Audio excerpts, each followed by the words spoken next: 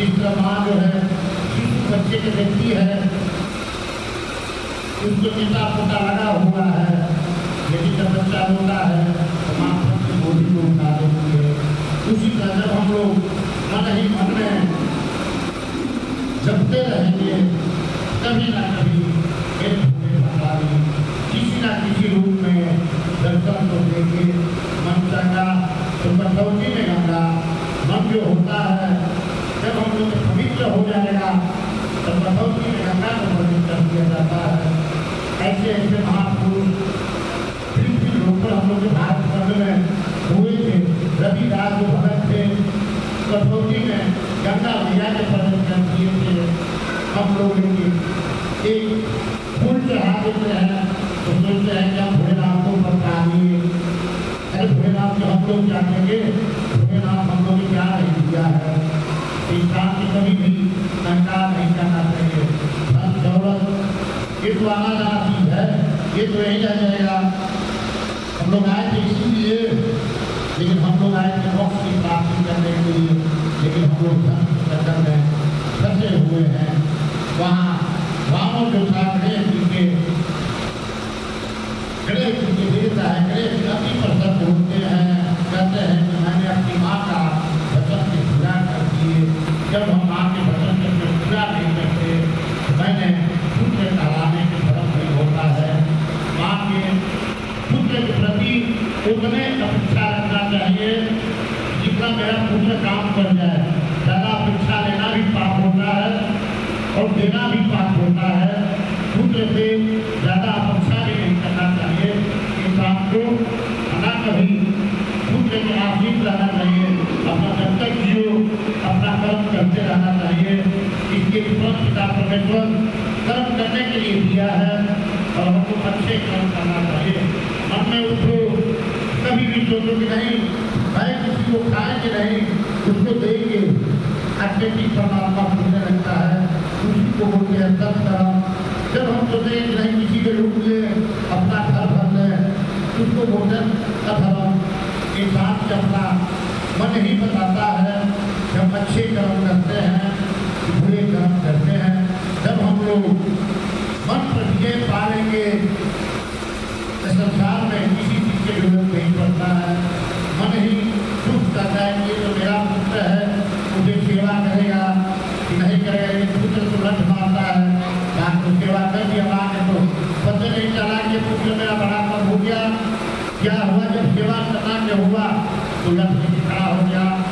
कर्म करो यहाँ से भाई।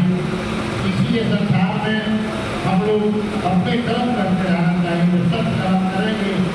थोड़े भंडारी अति ज्ञानों हैं, कभी भी प्रकट हो सकते हैं। मन में तन में सब कुछ मेरे भोलेनाथ है। अब गणेश जी को रावण दे देता है, कहता है चलवा तुम शिवलिंग के रख लो और हम ये शिवलिंग का शिवलिंग के आते हैं भी समझा करके समझा करके नहीं आएंगे ये दिक्कत हो जाएगा। स्नान करने के लिए जाता है तो पहले शंका किया जाता है इंसान से। शंका करने के बाद में शुद्धि, पहले तन शुद्धि होती है, फिर मन का शुद्धि करना चाहिए इंसान से। ये मन जो है 24 घंटा दुख और सुख में दौड़ता रहेगा, मोह माया में दौड़ता रहेगा। इसलिए जो मन है बहुत बड़ी कठिन है। इस मन को इतना आसान इतना नहीं है। अब वहाँ रावण जो था चर्चा करते गया, वहाँ उनके शरीर में प्रवेश हो जाते हैं। अब वो धारा चल पड़ता है। गणेश भगवान बोले थे कि हे रावण ज़्यादा देर तक तुम रखोगे कि ये शिवलिंग को यही रखेंगे। अब शिवलिंग को कहते हैं गणेश भगवान कि हे रावण तुम जल्दी आ जाओ, ये तो शिवलिंग बहुत भारी है। मैंने तो सोचा कि पहले 2 किलो के वजन होगा, लेकिन ये इतना भारी कैसे होते जा रहा है। तुम जल्दी आ जाओ। यहाँ रावण जो था गंगा मैया उसमें विष्णु भगवान कम प्रकट थे और वो पानी से बाहर निकल ले रहे हैं। अपने भीतर जल्दी आओ। अब वो मानते हैं नहीं, पर अब तो मैंने रखूंगा अब गणेश भगवान को शिवलिंग वही रख देते हैं और गणेश भगवान वहां से चले जाते हैं। रावण आता है, स्नान करके देखता है मेरे पूरे भंडारी यही विद्वान हो गए। मैंने इनको इतने समस्या किए लेकिन मुझे इस समस्या का फल नहीं मिला। लगा रावण मन में रोने लगा कि मैंने ऐसे कैसे काम कर दिए। मैं इतना समस्या करके बड़ी मेहनत करके मैंने भोलेनाथ की लंका को बचाने के लिए समस्या के कैसे हो गया भोलेनाथ। रावण का क्रोध करता है, दसों सिर अपना वहां पूजा दिखला देता है। जब वहां क्रोध में आता है आकार बांधकर रावण के पास 3 लोग 14 हुआ, सब उसके पास था, कोई उसको हरा भी नहीं सकता था। सब भगवान जी वहां रावण उठा अपना शिवलिंग को पंखा से लगा देता है। शिवलिंग का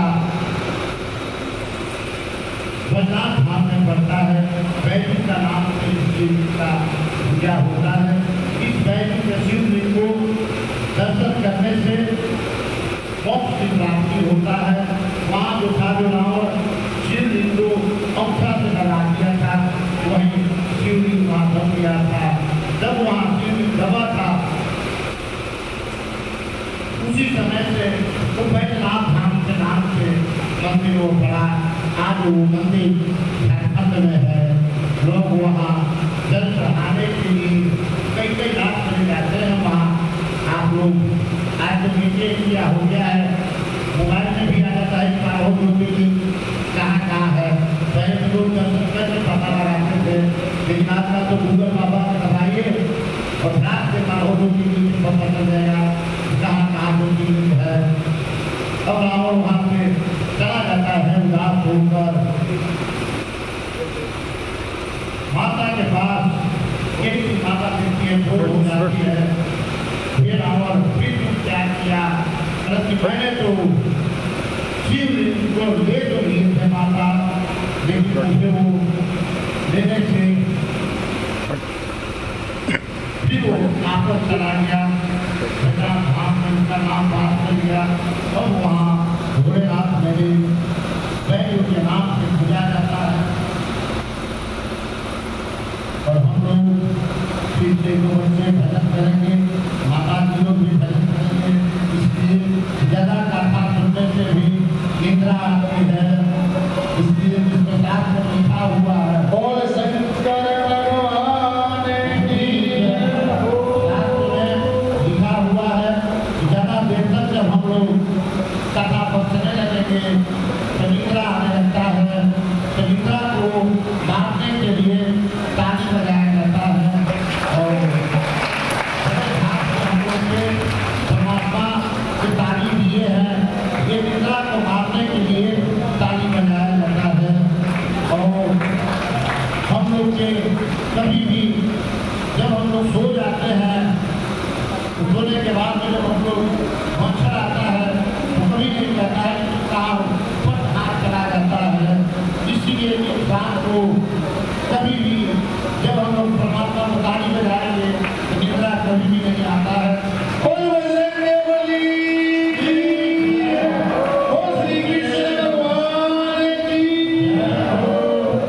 अभी माता जी एक आपको भजन सुनाएंगी और उसके तुरंत बाद छोटा बच्चा ही जय माता दी।